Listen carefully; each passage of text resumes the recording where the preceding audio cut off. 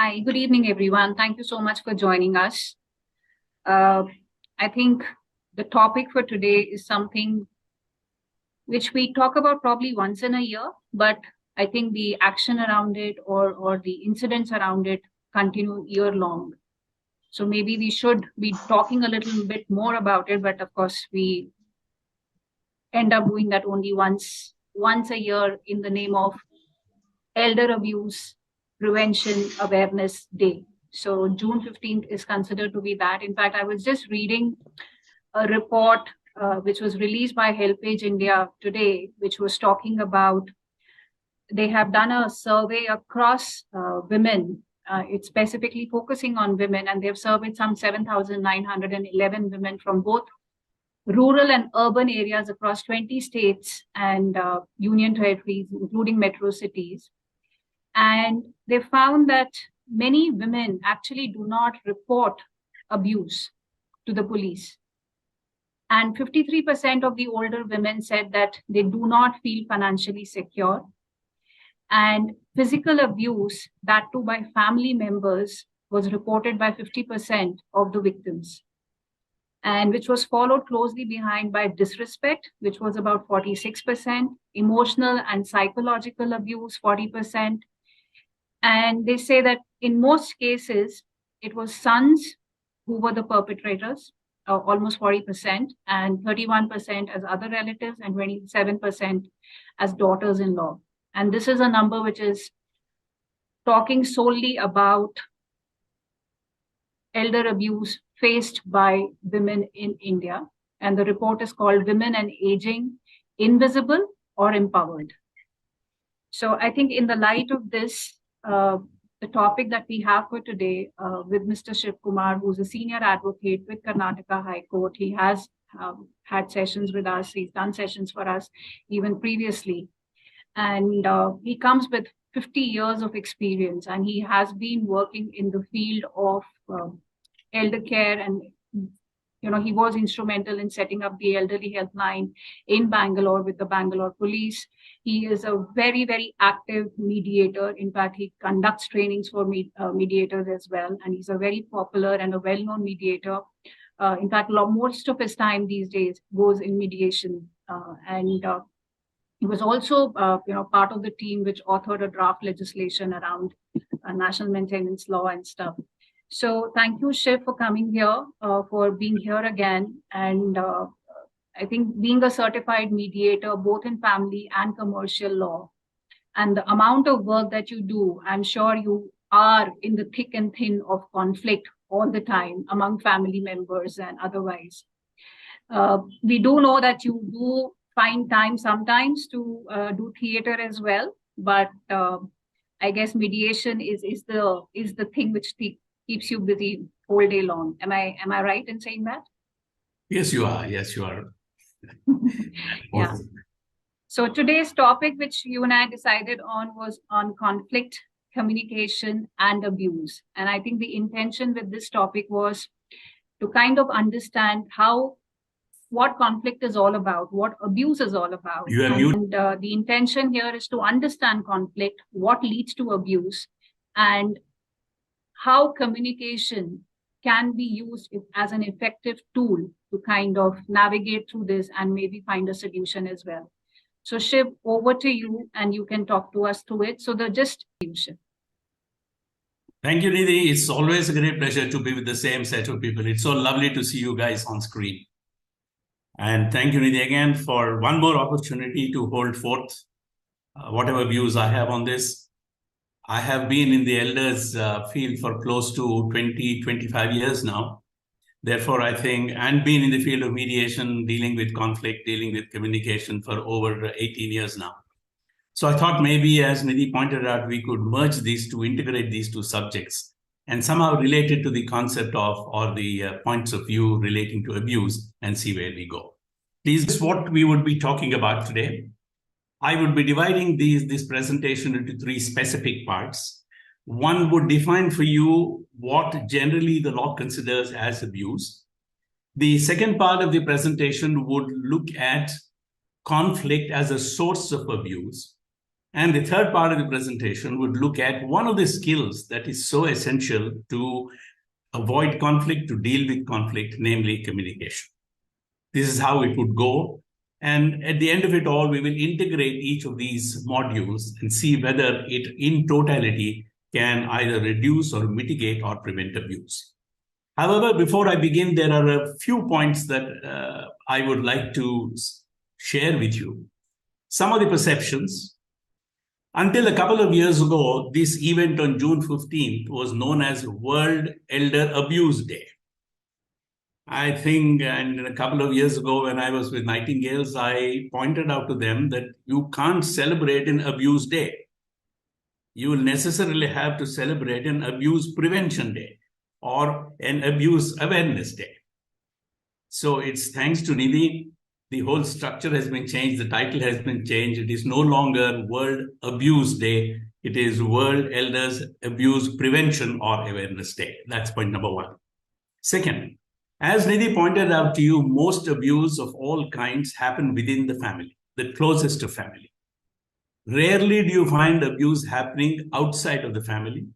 And it also happens within the four walls of the house, which is why most of it goes unreported. So please remember that conflict is abuse happens within the house, within the four walls of the house, and rarely does it go outside the four walls of the house. Fundamentally, therefore, when we talk of abuse, we necessarily talk about perceptions. What is abuse to me may not be abuse to somebody else. What constitutes or you think is abuse to you may not necessarily be abuse to the other person. To illustrate this with an example, when we were in the elders helpline, we received a complaint that an old lady had been chained to the chair in the room where she was staying.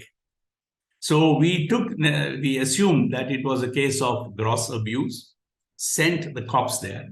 And when we went and met the family, we discovered that she had a habit, this old lady had a habit of wandering away. She had dementia. And therefore, as a necessary precaution in her safety, in the interest of her safety, she had been tied or chained to a chair. So it's a question of perception. The younger you are, the greater your capacity to withstand abuse and onslaught. The more senior and older and elder you get, the less the ability to handle this kind of abuse. Therefore, let us remember that when we talk of abuse, there are always two sides to a coin. There are always two perceptions. One whom we call the perpetrator, the other whom we call the victim.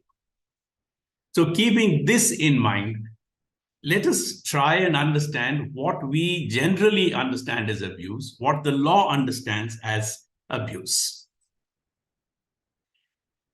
Let's look at the legal interpretation of abuse. The Constitution of India recognizes the right of a senior citizen to live with dignity and not an animal existence. This is a constitutional right.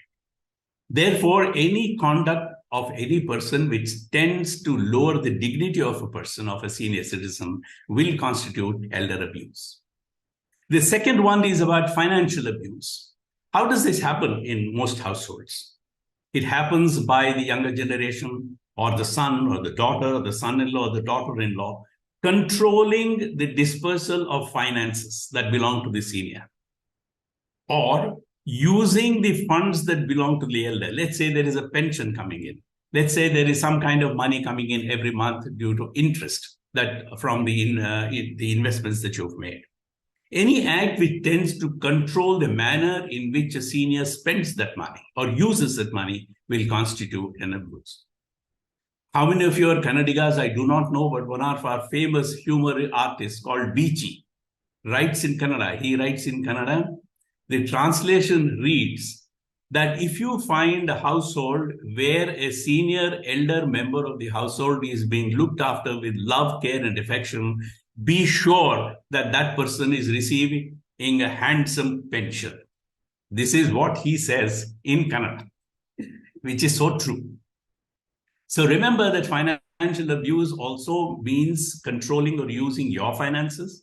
It also means not giving you adequate financial support which you require. The next one is abandonment. Abandonment need not be physical. Abandonment can also be mental abandonment, non-conversing with you, isolating you, also constitutes abandonment. Physical abandonment has now become an offense under the Maintenance Act itself and is therefore punishable as an offense under the law. The next kind of abuse we normally see is social and cultural deprivation. I am not sure how many of you have seen these families where elders are asked to go to a temple and spend the evening. How many of the elders are controlled in saying, these are the things that you can do and these are the things that you cannot do?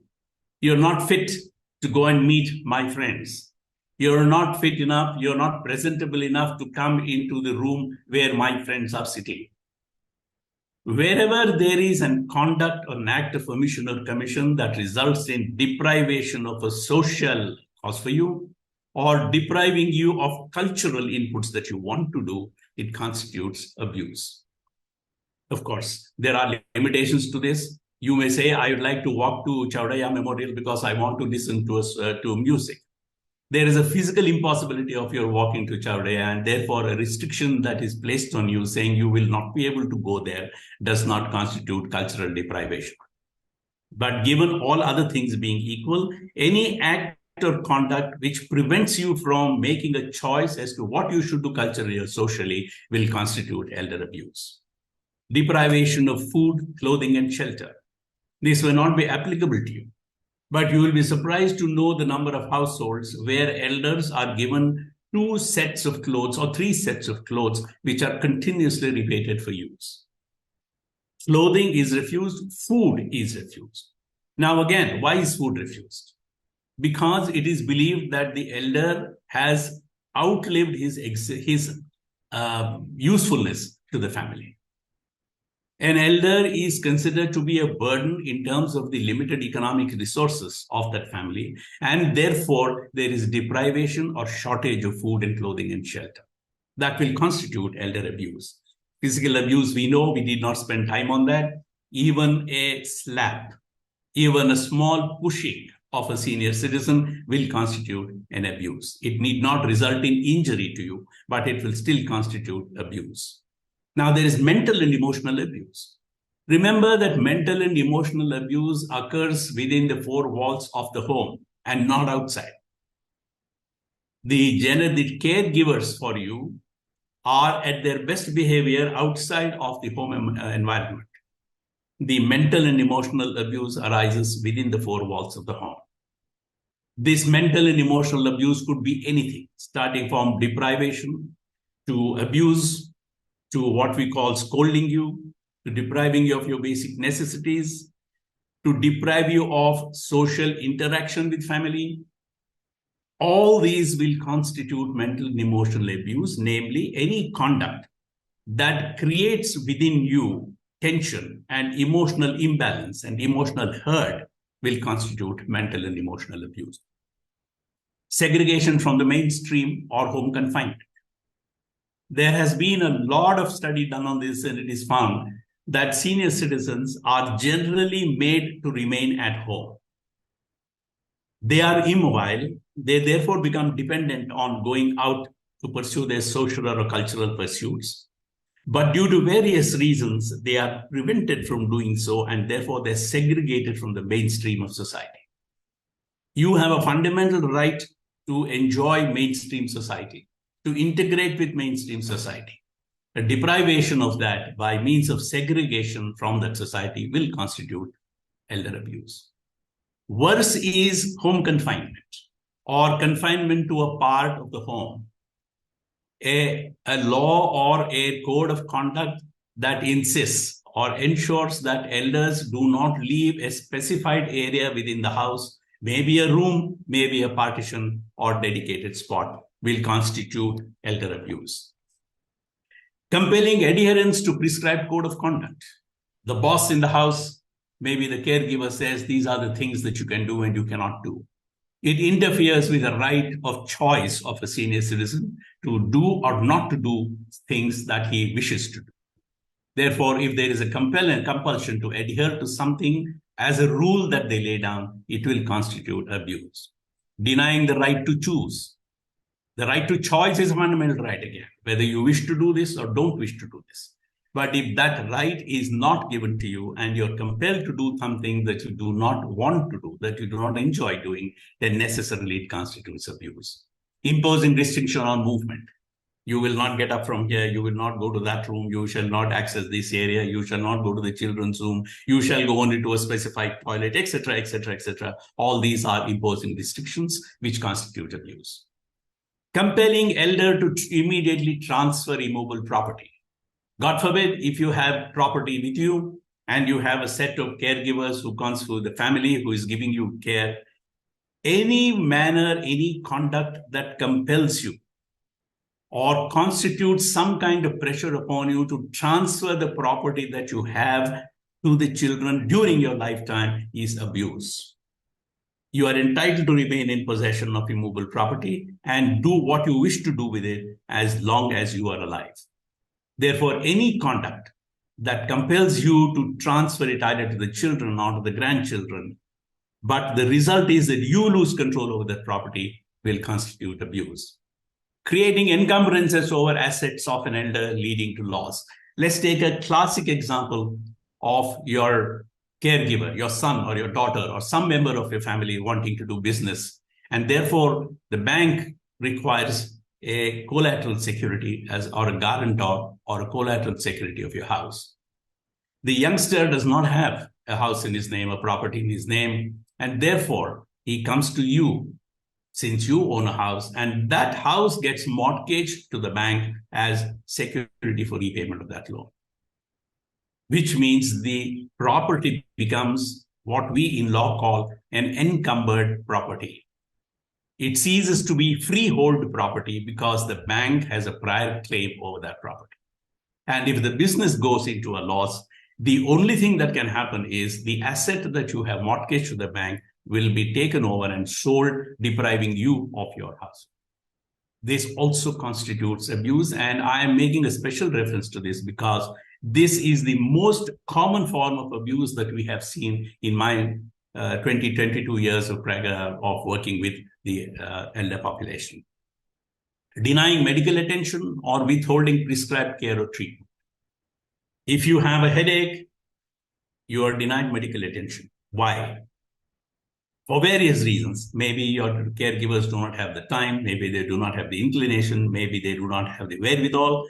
Nevertheless, if medical attention is denied to you, it fundamentally affects your quality of life. You're entitled to a reasonable quality of life. And if that is denied because of lack of medical attention or care, there is an abuse. There is also a possibility that if the prescribed care for you is 3 tablets a day, it could be reduced to 2 tablets a day. That also constitutes abuse. You may not be in a position to figure out whether you have been given the exact kind or the exact dosage of medicines that you've been prescribed. But if your cognitive abilities are adequate, then it is always better to figure out whether the prescribed dosage has been given to you or not given to you. Because if that is withheld, it constitutes abuse, quite apart from the fact that your health issues also get aggravated. Alienation from family, denying interaction with family and children. Let's take a case of an intercaste marriage, for example, where you have objected to the marriage of your son or a daughter with somebody. Because you have objected, you are alienated from the grandchildren and you are denied interaction with that family and with the grandchildren. That constitutes abuse. Now, what you can do about it is a different matter. Whether the law will take care of it, whether the law will provide you adequate remedies and so on and so forth is a subsequent issue. But at the beginning, this constitutes absolute abuse. Disrespectful, aggressive, or abusive verbal responses. I think this is pretty common. We need not spend on this. A common response to saying, what do you know, Dad? You know nothing about it. You're old and useless. You've had your time. So what do you know? The world has changed. You don't know nothing. These are all disrespectful, aggressive, or abusive responses which are considered to be abusive. Then, We have already seen this. Deliberate and willful segregation within the house and restriction on free access to areas in house. Let's take the case of a TV. You want to watch Asta channel, you want to watch a religious channel, you are prevented from doing so because at that time there is something else that somebody else wants to see. Whether it is a matter of convenience or adjustment is a different matter. But if it is a deliberate action intended to keep you away and segregate you, it will constitute abuse. Then there is bad mouthing and defaming character.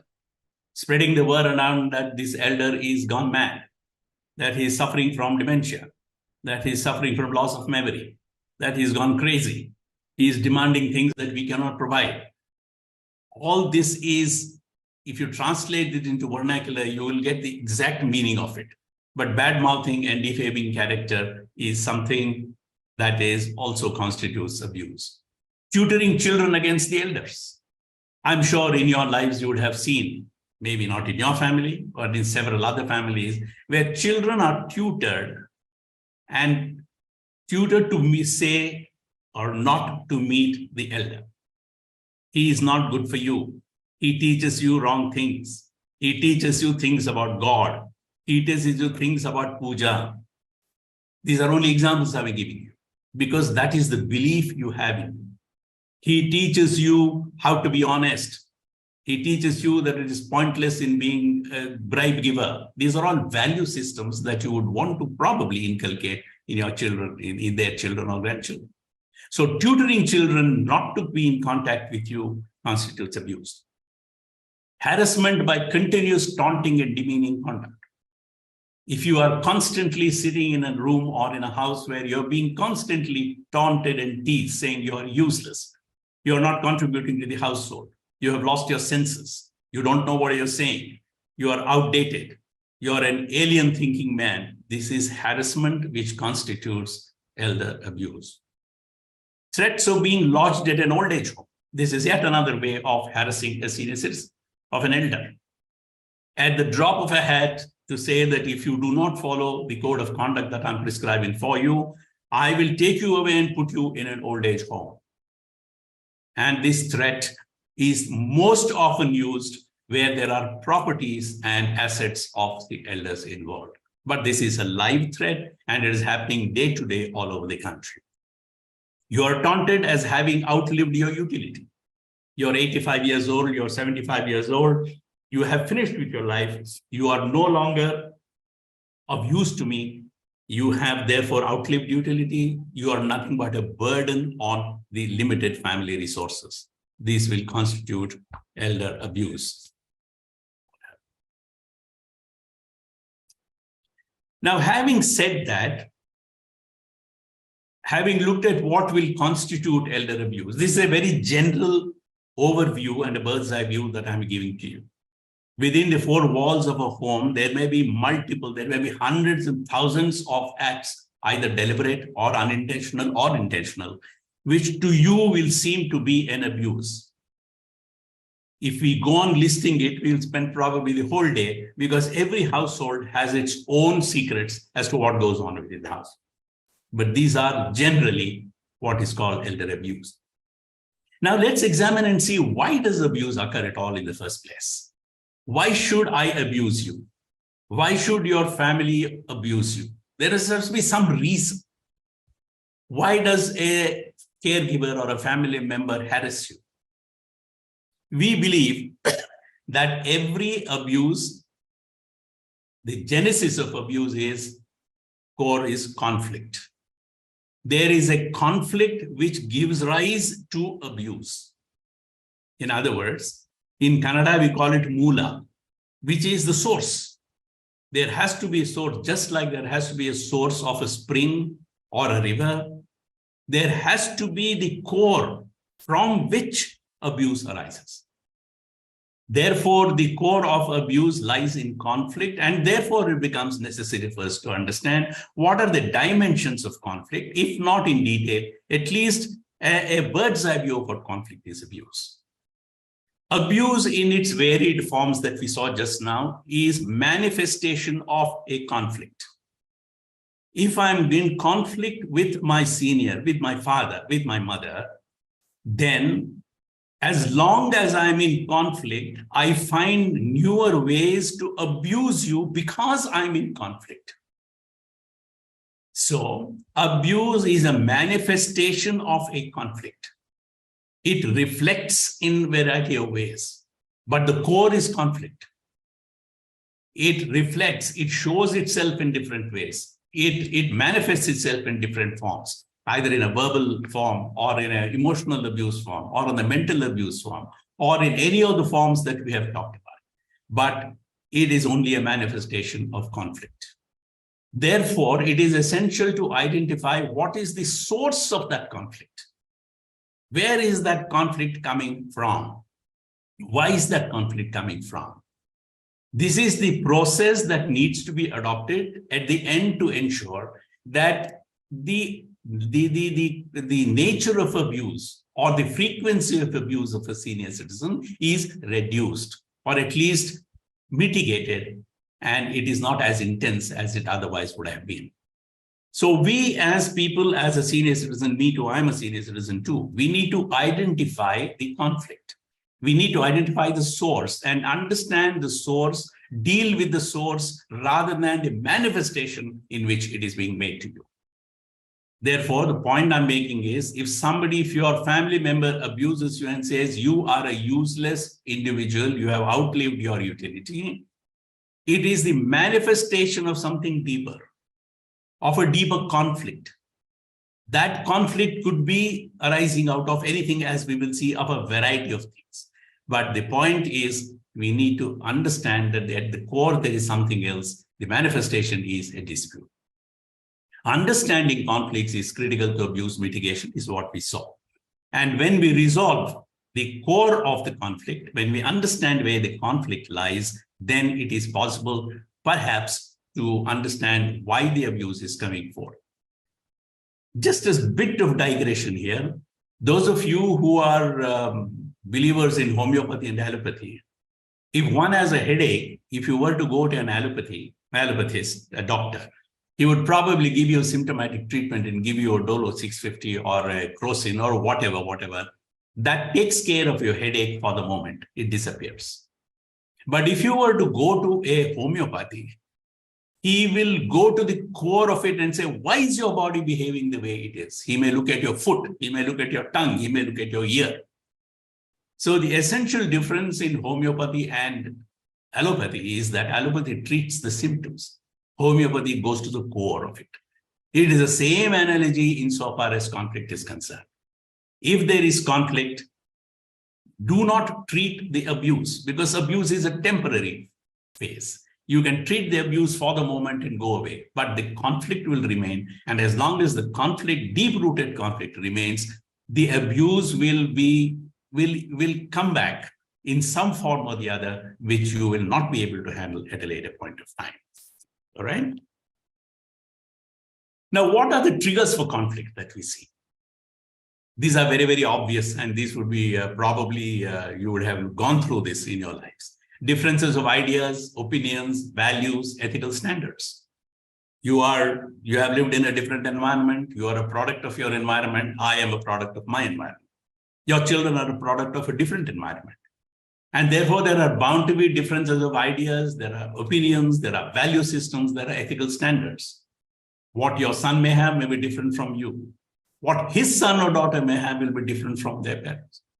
Therefore, the trigger for conflict is that there will be differences of ideas and opinions and so on.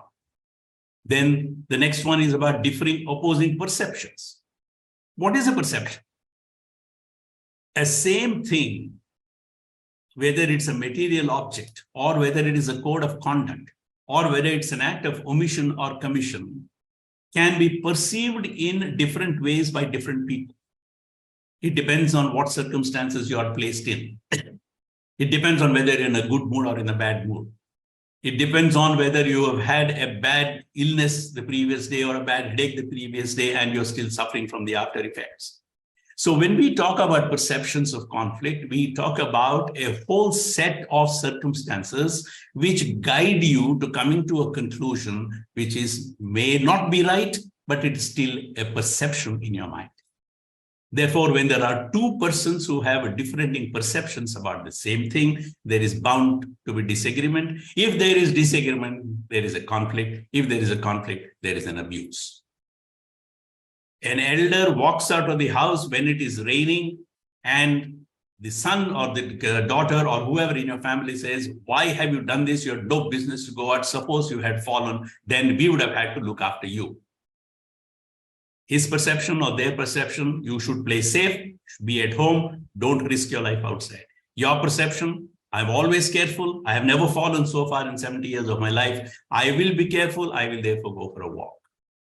So the walk, the need for a walk, the joy of a walk, there is a differing opposing perceptions by two people. That leads to an argument. And when that leads to an argument, logic goes out the window and abuse steps in. Then we have the other trigger is expectations and labeling. As a senior, there is a certain expectation from you. And what is that expectation? Maybe that you will listen to what I say because your life is over. Maybe you will not do certain things that I don't want you to do because it's not good for you. The caregiver or the son or the daughter says, "I know what is good for you. Therefore, you will simply listen and do what I'm asking you to do." That is the expectation. And when you labeling means you are a senior citizen, you are a grandfather, you are a grandmother. Therefore, these are the things that you can do, and these are the things that you shall not do. This is labeling.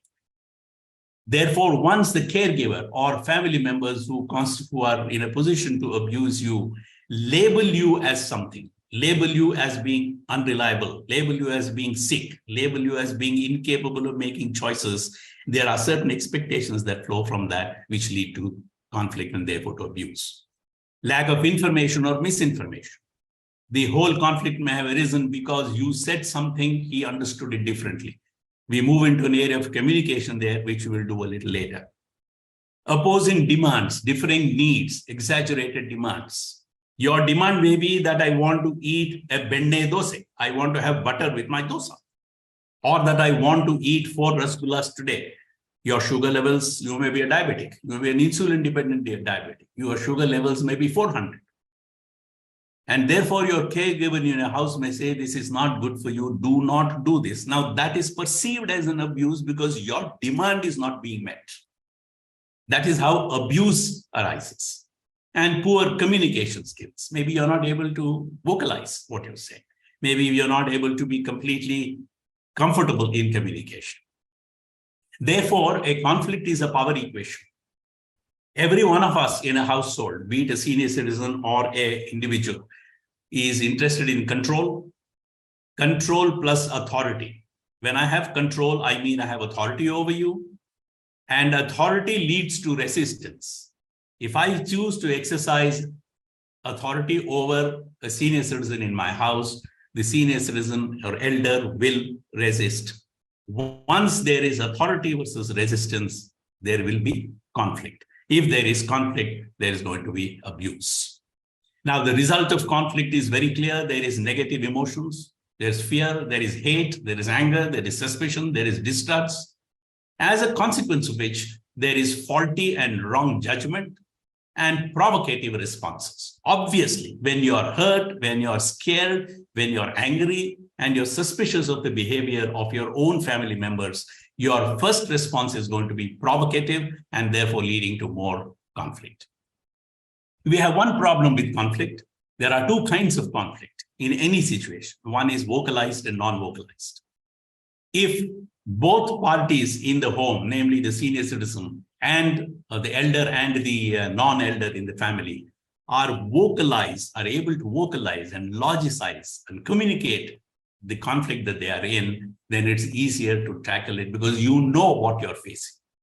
The problem arises with non-vocalized conflict, where I keep everything to myself. I do not discuss it with you. I do not tell the senior citizen, but it begins to show in different ways.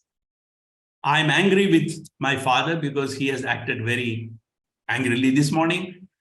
So I don't tell him that this behavior was wrong. But what I do is I don't give him dinner. I don't give him his food. So the anger shows in a different format, and that is non-vocalized conflict. That leads to abuse. Now, the question is there positivity in conflict? The answer to that is yes. There is no reason to run away from conflict because it focuses on the issues rather than on the person. It helps to understand the behavior of that person, and it helps you to find common ground to resolve a dispute. Right. Now, what are the strategies that we adopt? You could adopt. Try and find solutions than accusations. In a situation where there is conflict, where one person is accusing the elder of some other of a misconduct or of some doing something that ought not to have been done, the focus should be on finding solutions rather than accusations. To use a typical Hindi TV serial language, tu main situation is what happens in most families where there is conflict between seniors and non-seniors. Understand the expectations and pain points of the other person. Being a senior at home, having had experience in life, having had claimed to have a larger experience in life, a variety of experience in life, perhaps it will help to understand what are the pain points of the other person who is abusing you. Respect that person and accept his personality. In other words, the fundamental principle is you are you, I am me. I cannot be you, you cannot be me. Therefore, I will respect what you are, you respect what I am. Let us see how we can together find collaboratively a solution to the conflict or the abuse that you're doing. Move away from emotions and focus on the issues. In most abusive situations, the focus is always on emotions rather than on the issues. The issue may be a simple thing like having taken my chair away from where it was. That translates into accusation, translates into tu memes, you did this, I did this, I did this, you did this. There, so the issue shifts. The whole focus shifts to emotions rather than issues. And acknowledge the existence of conflict and not run away from it.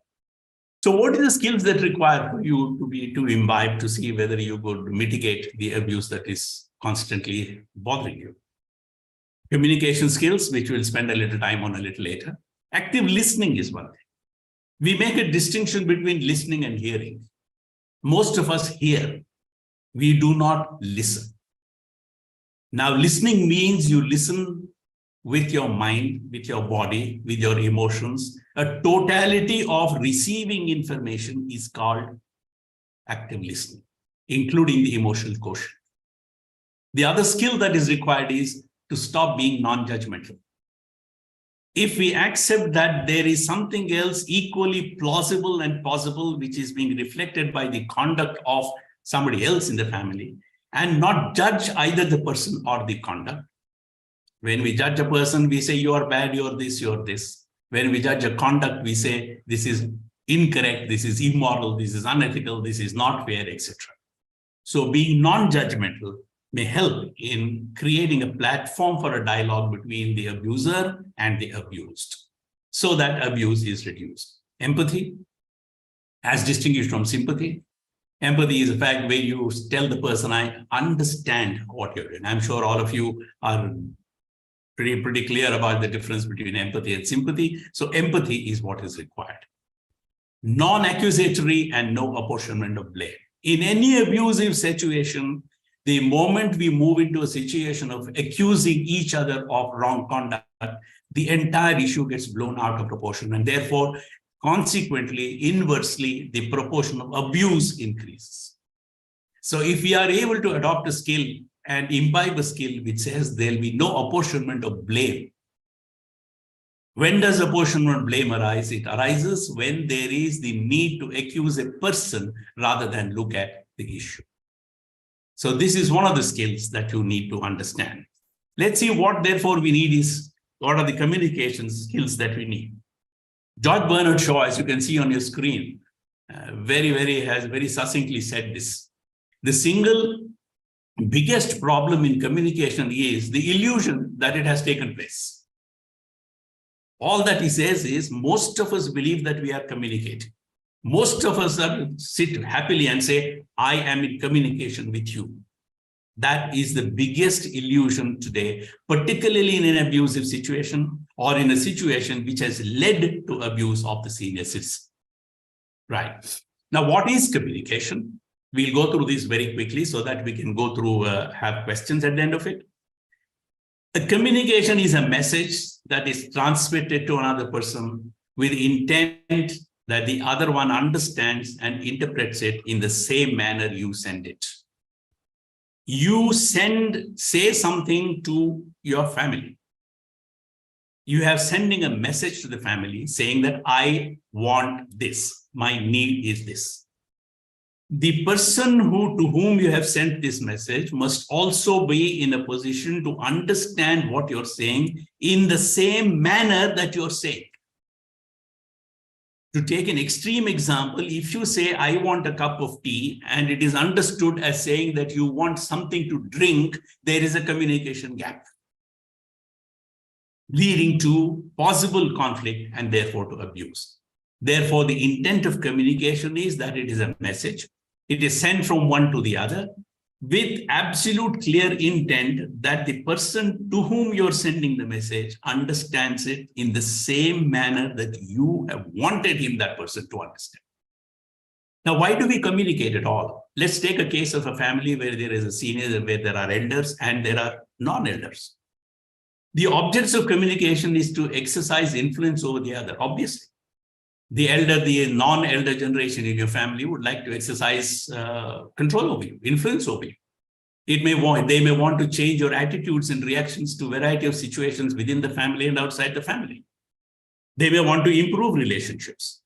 They believe that the form of communication that they are indulging in will improve the relationship. And finally, it may be to motivate people. Nothing wrong in these objects. But the problem arises because these objects may not be tallying between the two people. One is a senior elder, one is a non-elder. Elder wants to exercise influence over the non-elder. The non-elder wants to exercise influence over the elder. And therefore, each one is fighting with each other to indulge in communication to achieve one of these objects. Now, please remember, communication can be verbal, it can be non-verbal. There is body language, there are gestures, there are facial expressions and emotional outbursts. This applies across the board, whether it is familial communication or whether it is business communication or whether it is political communication. 85% of the communication that we indulge in is non-verbal. So if I accuse a senior citizen or an elder of being an absolute idiot, that is only the verbal manifestation of what I'm feeling. There is a body language which you will have to look at. There will be a gesture that you will have to look at. There is a facial expression which you'll have to look at. There is the emotion that you'll have to look at. These are factors that determine whether what the other person is telling you is intended to be an abuse or it is not intended to be an abuse. It depends on how I communicate to you, how I say something to you. So if you are able to observe these 4 factors in communication, it will help you to understand that the intent of the person making the communication to you is not abusive at all. It may be, I'm not saying it is not. But it's a tool with which you will be able to understand whether abuse is intended or not intended. Then,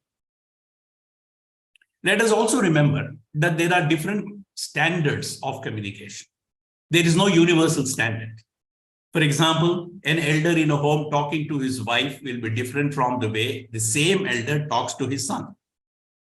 The way the elder talks to his son will be different from the way he talks to his daughter. It will be different if he talks to his daughter-in-law.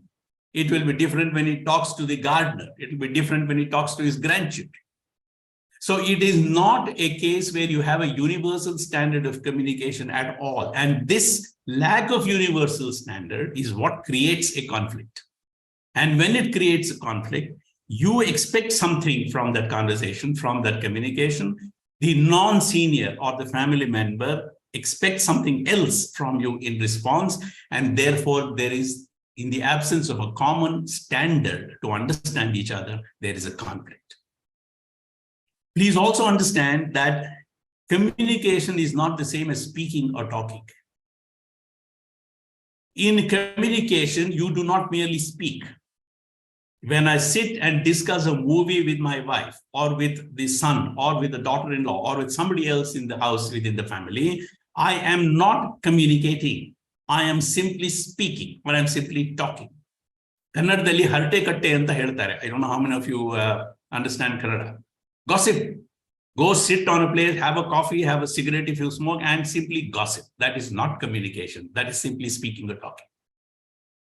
All forms of communication is based on the fundamental principle of I want to talk with you and not to you. In every abusive situation within the family, the perpetrator is trying to talk to you. You as the victim are trying to talk to him. If we were to change that equation and make it, I want to talk with you, and he wants to talk with you, the platform changes from top-down model to a collaborative model. This helps in understanding the content of the communication that is coming from the other side. It helps you to understand the emotional quotient of what is being said, and perhaps it reduces the intensity of the abuse, if at all there is an abuse. It also helps you to understand whether there was intended to be an abuse or no abuse at all. What is the trigger, therefore? Why does a family member want to communicate with you? There is a thought, he or she suddenly gets a thought that I must do this, I must tell dad not to do this. There is a feeling, there's a feeling of love, there's a feeling of affection, there's a feeling of caring, or there's a feeling of anger. Whatever, positive or negative, the family member wants to say something to you, and the trigger for that is a feeling. Maybe you have given a light pat on the back of your little grandchild saying, don't do this, this is bad. He feels hurt, and therefore there is a feeling that triggers the communication. Then the spoken word, one word itself may be the trigger for communication. There is a reaction that you give. A reaction, again, need not necessarily be vocal. It could be by sheer expression. Now, let's say a family member or a youngster come and say something to you, and you simply respond by saying, that's it. Now, that is a trigger for communication and abuse. Then there is a comment could be a trigger, a reaction. Here we need to pause for a minute and say there is a difference between reaction and response. We believe that in communication, what we need to look at is response rather than. Again, those of you who know Kannada, it goes like this. Neenu andre nimappa annodu is reaction. I don't know how many of you know Kannada, but अगर हम हिंदी में बोले कि अरे तेरा बाप ऐसे तू है तो तेरा बाप आता मुंह से निकल जाता है. That is a reaction. But what we want in communication with the intent to reduce abuse or aggressive behavior is response and not reaction. What is the motivation? Why do we want to communicate? We wish to express our ideas. We want to express thoughts, our desires, our emotions to others. You want to express your love for the child. Therefore, you express it. You want to tell your son what you have done is wrong and what you've done is it's hurting me. And therefore, you want to convey that. You want a bigger TV. That's a desire. So you convey it. Therefore, a motivation is also to make others understand how we feel. How am I feeling? I'm feeling hurt. I'm feeling bad. I'm feeling not good. I'm feeling hurt. That is why you communicate. You also communicate to derive a benefit or advantage. You want something badly over something else. You want a bigger car than a smaller car that is being offered. You want a room to yourself. You want to derive benefit from that communication. Therefore, that's motivation. There is an unexpressed demand or need within you. Therefore, you will want to communicate. You want to achieve a desired result. You want to achieve peace for yourself. You want to achieve happiness for yourself. You want to achieve joy for yourself. You want to eat 4 rasgullas and feel thrilled that I've eaten 4 rasgullas in spite of the doctor's orders. That is why you communicate. Otherwise, you would not communicate. You would be in Maunavrat. Now, there are 4 components to every communication. There is a message that you formulate in your mind. You send it. You're a sender. There is a receiver, which means the person to whom you send it. And there is a response. The problem with communication arises at all 4 stages. At all 4 stages, abuse can be the result. If you send a wrong message, if you formulate the message wrongly, conflict arises, there is abuse. The way you're sending it, the message, the content of the message can itself be abusive. It can be provocative. The receiver to whom you send it may be in the foulest of mood. He may have been dismissed from service. He may have received a charge sheet in the office. He may have been given a pink slip in the office. So he is in a foul mood. Or he may have had a fight with his wife. He may have had an accident, whatever. Millions of reasons why he's in a bad mood. When he receives that message from you, he will therefore receive it in the frame of mind that he is when he receives that message, and not in the frame of mind that you want him to be, and it is therefore misunderstood and not understood in the same manner that you want it. Therefore, that results in either a response or a reaction. All these 4 stages could result in conflict and abuse. Now, there are certain barriers we will very quickly go through this before I close. What are the barriers? There are physical barriers. What are the physical barriers? Your communication maybe of intent would be good. The message is beautiful.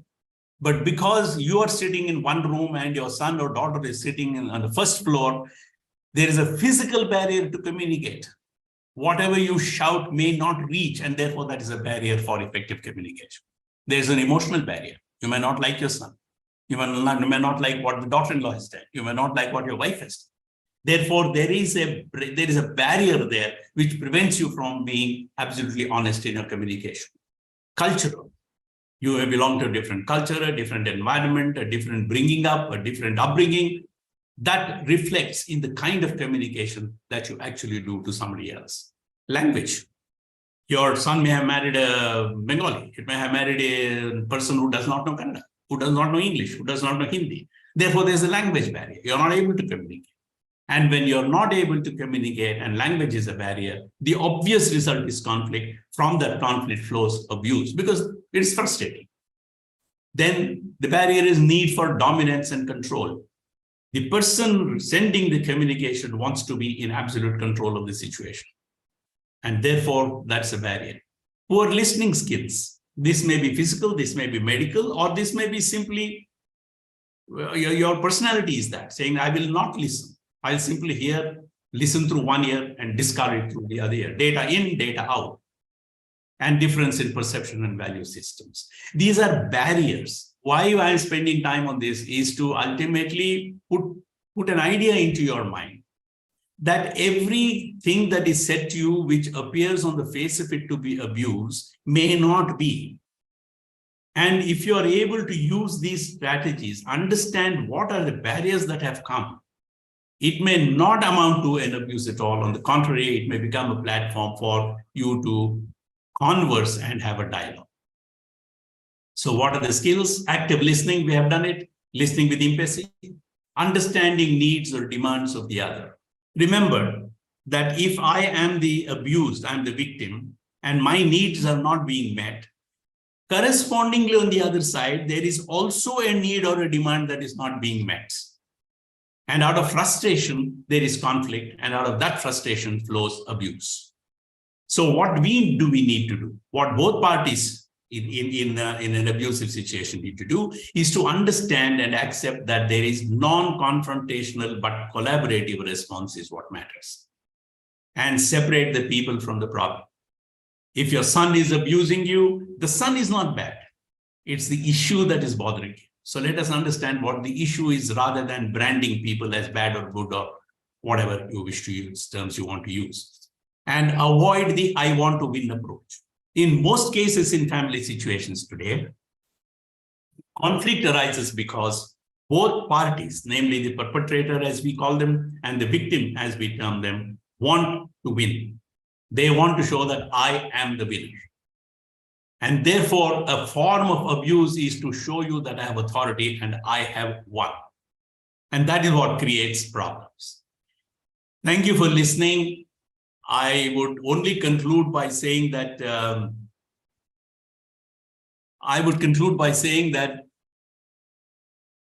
what I have told you is not an absolute answer to elder abuse. It is not. It's not. Elder abuse is happening. It will continue to happen. But this bit of information today is intended to reduce, if possible, the intensity of that abuse, the frequency of that abuse. Fundamentally, if two people, namely the perpetrator and the person who is abused, are able to understand that there is an issue that needs to be resolved, and the person is not the problem, and there's a collaborative approach, and that this is a conflict which can be resolved, my personal feeling is that there is a possibility to move towards an environment where elder abuse itself gets redefined. Half of what we consider abuse today may not be abuse at all. It may be a matter of just understanding each other's perspectives. I sound very, maybe very, what shall I say, optimistic, but that's what we live on. We live on optimism. And therefore, I would believe that if you understand the fundamental that conflict is causing the abuse, let us address the conflict rather than the abuse. We may be in a better position to reduce the intensity of the abuse. Thank you so much for listening. We are open to questions. I hope this has been of some help to all of you. Thank you so much, Shiv. I think one of the key things which I picked up from your conversation, your interaction, was you talking to and talking with, like, how are you approaching the whole conversation? Yep. And I think that is the underlying factor when a lot of conflict arises from. So the question here, I think a couple of questions which have been asked in the chat box relate to more of rudeness and Can I go through the habit on my screen? Yeah, please do that, because these, so I wanted to ask you, are these considered as elder abuse? Because these are, abuse at the hand of authorities or government officials or bank officials. So what constitutes abuse? Do these kind of incidents, do they fall under the purview of abuse? Yes. Now, there are two different things here. I would like to, we concentrated today on abuse within the family because that's where it most often happens. Statutory authorities, governments, corporations are also bound by the law to ensure that you are not harassed. In some of the legislations, for example, you have a separate queue for senior citizens and so on and so forth. But the law, it's extremely difficult for law to control the response of an individual who is talking to you because he's made the way he's made. But if there is a conduct, if there is an act of omission or commission which results in harassment or abuse to you, you have a legal remedy. I did not mention that because legal remedies themselves constitute a harassment. If you have to exercise your legal rights and protect yourself against abuse by authorities, there is a whole legal process that you have to follow. But there is a legal remedy available to you. Yes, it is. So can I take the first one? Indifference, negligence, and rudeness. Yeah. Suffered in the hands of so-called customer service staff. Yes, it does. It does. Let's say, for example, your pizza delivery guy, a Zomato guy, delivers a pizza to you and says something nasty to you. Or he throws something on the ground and says, you pick it up, I'm not going to give it to you. Yes, it is harassment, it is abuse. But what is your remedy? Your remedy legally is to lodge a complaint. With whom? To the service provider. By the time you reach the end of the line, you would probably say, I will take that abuse, I will not go through this. So there are two categories here. One is what the law gives you and the relief that the law will give you. We today was talking about what you can do within yourself to help reduce the intensity of the conflict. Yes, it is elder abuse. The first question, Mr. Anand Kumar, therefore, yes, the answer is that. My father suffered such abuse every time he went to his bank for his, yes, pension matters, yes. Today, in every bank, you have a separate senior citizen cell, an officer designated. And in fact, banks have been issued instructions that in appropriate cases, the bank officials have to come to your doorstep. There is a process. But again, to get that into motion takes one hell of a lot of effort and a hell of a lot of patience and perseverance. But if there has been an abuse every time your father went to the bank for his pension matters, please write officially to the bank, write to the banking ombudsman. write to the Human Rights Commission. These are all available online. And I will assure you some form of action is taken against that person. What that action is, I can't tell you, but certainly action is taken in that person. To that extent, please do follow it up. You will get a remedy. There is a lot of abuse between husband and wife, especially in their old age. You mean who abuses whom here? Wife abuses husband or the husband abuses the wife? Who is the question? iPhone, I don't know who it is. Yeah, the name's not there. Name's not there. Well, if there can be abuse between a young husband and a young wife, there can be equal amount of abuse between a senior wife and a senior citizen. There's nothing wrong, because at the end of it all, at the end of every conflict, at the end of every abuse, there are two human beings. And everything we talked about today in terms of communication and conflict applies, whether it is young or whether it is old.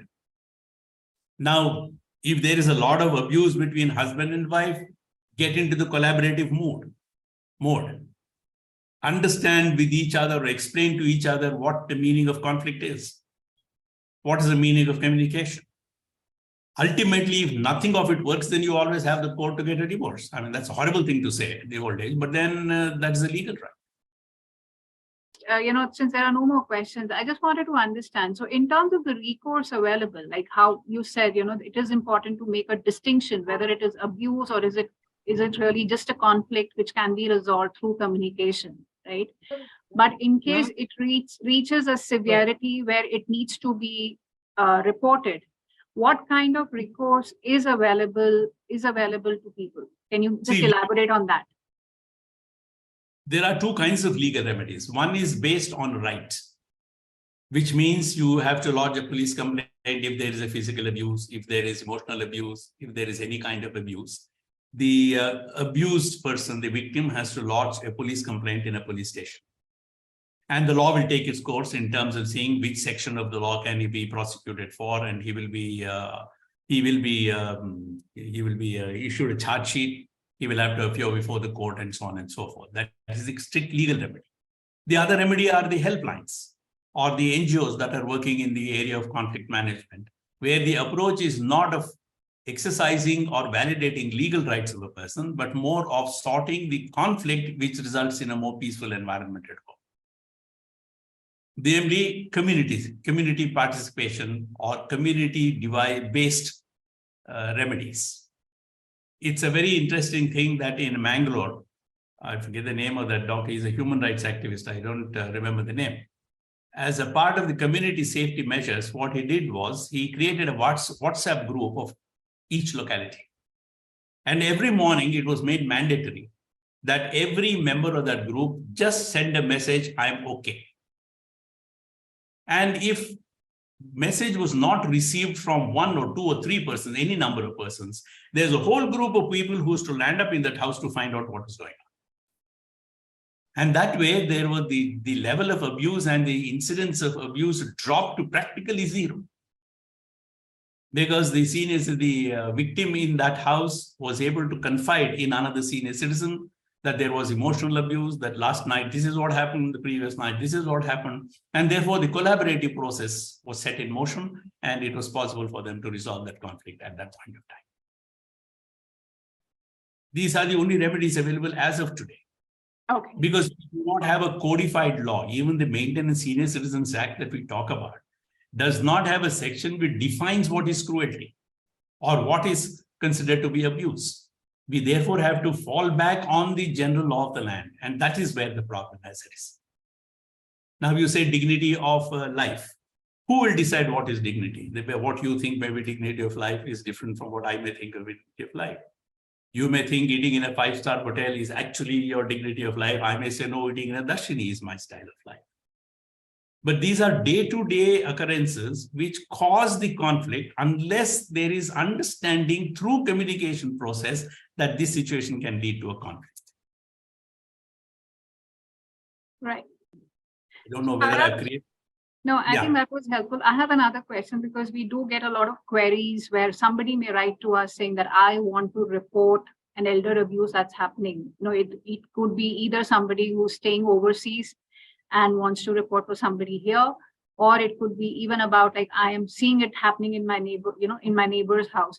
So my question here is, who can report an abuse, one, and two, to even report an abuse, what kind of information may be required from the person who's reporting, like for it to be kind of considered as a valid case?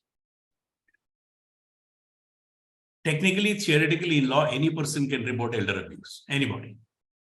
Even a common citizen, if he finds, for example, that a wife is being physically beaten in the house, can report. That's a physical abuse that is taking place, anybody can report.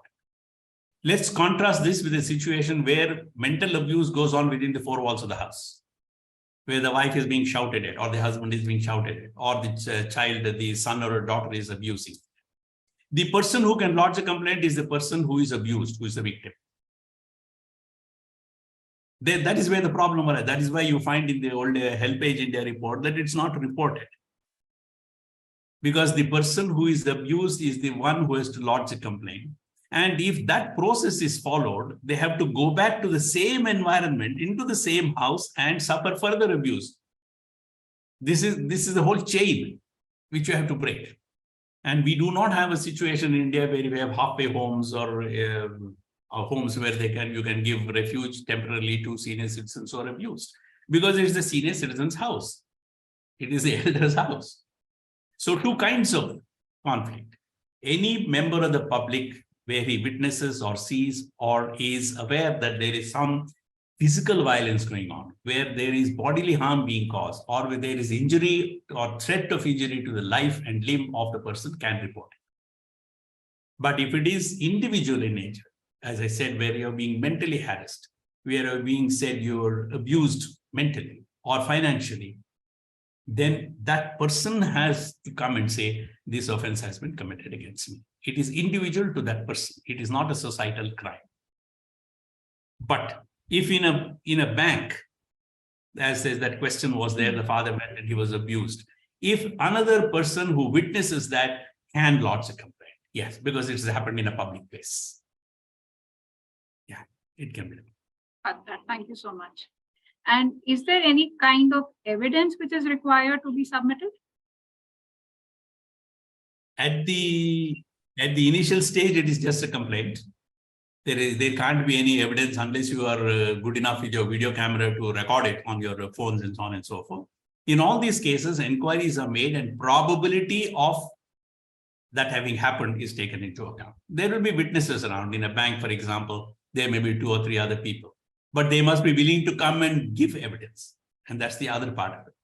Now, if it happens within a house, who is the witness? It is the word of one person against the other. So generally, it is extremely difficult to prove mental, physical, financial abuse. You can prove because there are records in the bank and so on and so forth. But emotional and mental abuse is something which is extremely difficult to prove because it is so subjective. It is so subjective. Now, if you were to say that I was abused and therefore I was made to sign a document transferring my property to my son, yes, nothing else needs to be shown except the document by which the property has been transferred and a statement of the person saying that I was compelled. These are the circumstances under which I have been made to sign this document. So it depends on case-to-case basis. What is the abuse that we are complaining about? Okay. And do emails, records, or message records kind of constitute as evidence? It can, yes. Emails are recognized. Yes, they are. Even WhatsApp messages? WhatsApp, there is a question, but the Supreme Court has said that anybody can send a WhatsApp message on somebody's phone. Therefore, we treat them with a little bit of caution, but emails definitely. Oh. Definitely. Oh. But again, at the end of it all, finally, whatever you may talk about real rights and remedies and so on, there are 2 things that need to be done. Society has to acknowledge that senior citizens and elders are as valuable as anybody else, and therefore integration into mainstream is the right. Secondly, and more important, the senior citizen or the elder must get within themselves the courage to take action. These are twin requirements. Otherwise, it won't happen. How many fathers in your group, for example, how many elders, how many seniors will file a complaint against their own son? I see a thumbs up. Nobody will. Blood is where Nidhi and NGOs and organizations have to give support. Right. Going to court, for example, getting documents done, appearing in the court under a power of attorney, helping them rather than simply giving them theoretical rights. Now we have moved off the subject, but ultimately the abuse that occurs within the four walls of the room can be handled only by collaborative method and understanding conflict and negotiation and communication. Otherwise, it cannot, in my opinion, it cannot be handled. Shiv, any case study that you would like to share with us through your mediation work? Well, of course, it is anonymous, you can't take names, but any case study that you would like to exemplify with? While all these facts that I have given to you are born out of or originated in case study on cases that have happened. Keeping a mother out, keeping the parents out on the balcony for them to sleep, excluding them from the main portions of the house, asking them to sleep in the veranda, asking them and compelling to use a wash basin for them to urinate and defecate, giving them 1 cup of rice for both of them to share. These are all things that have actually occurred. The moment the father gets a check for the pension, there is a blank signed checkbook of leaves that has already been taken and kept with the son. He goes and withdraws the money. And the father has to actually beg his son to give him 10 rupees or 15 rupees or 30 rupees because he wants to eat a pani puri. That's about all he wanted, nothing else. A 10-buck pani puri. So the abuse is geared towards, in all the cases that I have seen, is geared towards establishing control over the seniors. It's control. You live the way I want you to live. Again, going back to what Vishwanath said, if he recognizes the fundamental right of a senior citizen, of an elder to do what he or she wants, half the problem is sorted out. So when I was asking for a case study, I was actually looking for a case study where communication actually led to a resolution. Has that ever been the case? Plenty, in the helpline that I used to work, that's what we used to do. And I think we resolved close to 60-70% of those cases were resolved through communication. Because the senior citizen did not know why the son was badgering him. The son has his own story. The daughter-in-law has his own story. The children have their own story. And what is manifest as their story is only the abuse part of it, but never to go into saying, what is the need that you have? What is it that you need? Why are you behaving this way? What is it that you want? Ultimately, after communication, in one or two cases, we discovered that there were only 2 rooms in the house. The smaller room was being occupied by the son and the daughter and the 2 children. And the larger room was being occupied by an 86-year-old and an 80-year-old. All that it was needed after communication was to shift them their rooms. That's it. That was all. Abuse stopped. So sometimes communication is as simple, gives you solutions like this, which are so simple. Then, as I said, in one case, the son did not know that the father was a diabetic. Can you believe this? The daughter-in-law knew she was a diabetic. And this old man wanted sweets for the morning, for the afternoon, for the evening.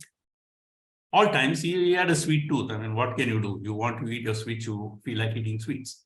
His interaction was only with the daughter-in-law. And what is this traditional concept of it? This was a typical Brahmin family, the traditional Brahmin family who did pujas in the morning and that kind of thing, who did not eat after sunset, all sorts of things.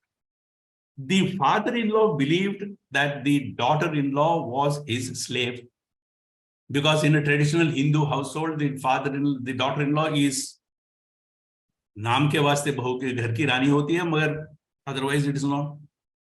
So when he used to ask for the sweet, she used to refuse. Became a big quarrel. Finally, we discovered that she knew that she was a diabetic and therefore was not giving it. The son did not know that he was a diabetic. And therefore, the son and the daughter were fighting with each other. The son saying that you are not giving him sweets and so on and so forth.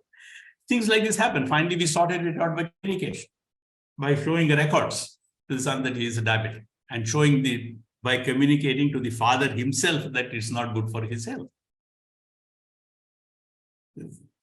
There are hundreds of these cases which are good for a storybook. So is it like, so for example, when you were with the Bangalore helpline, right? So if somebody were to call that number, who takes an action? Like what kind of an action can one expect from the helpline people? There is a response team there. The person who picks up the call finds out what is the nature of the complaint that's being made.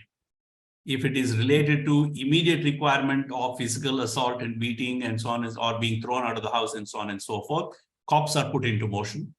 The Hoysala or the police jeep with the coppers, we can contact the jurisdictional police station.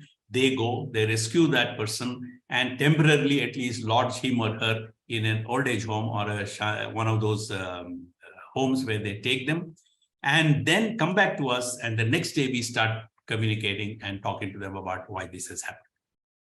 If physical abuse has happened, then they are taken for medical examination. And if a case has to be lodged, we lodge the case of assault or battery or whatever. That's the way it works. But if it is something related to, for example, not giving me maintenance, not giving me money for expenses and so on, that is more in the nature of a dialogue-based communication that the helpline does. And all the people manning the elderly helpline, these are trained folks, or these are volunteers? Trained counselors who are, some of them are volunteers, some of them are paid employees, but they're all trained in counseling. Okay. And conflict management. Oh, that's wonderful to know. Any questions? Anybody have your presentation, I guess, covered all the points that needed to be covered. So there are no questions there. So I think I would take that as an indicator that it was a very well presented and very well covered topic. So there is no room for questions left. All right.